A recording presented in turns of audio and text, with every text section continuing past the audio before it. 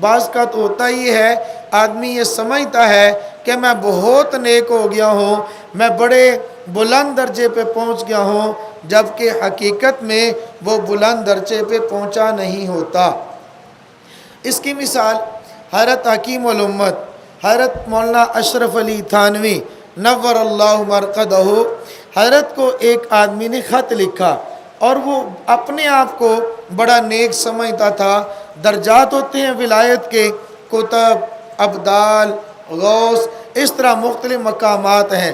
اس نے خط لکھا، خط کے اندر اس نے لکھا حضرت الحمدللہ آپ کی دعاؤں کی برکت سے، آپ کی توجہ کی برکت سے میں اس وقت ابدال بن گیا ہوں، میں اس وقت ابدال بن گیا ہوں۔ حضرت نے جواب میں ارشاد فرمایا وعلیکم السلام ورحمۃ اللہ، پہلے گوشت تھا ابدال بن گیا ہے۔ سمجھے کہ نہیں سمجھے؟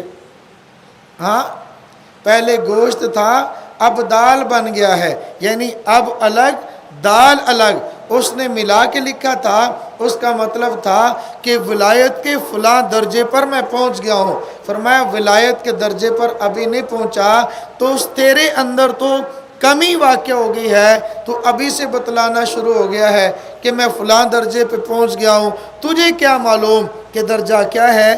جب تک آدمی اپنے شیخ کو اپنے حالات کی اطلاع نہ کرے، وہ اپنے آپ کو بہت کچھ سمجھ رہا ہوتا ہے اور حقیقت کے اندر وہ کچھ ہوتا نہیں ہے۔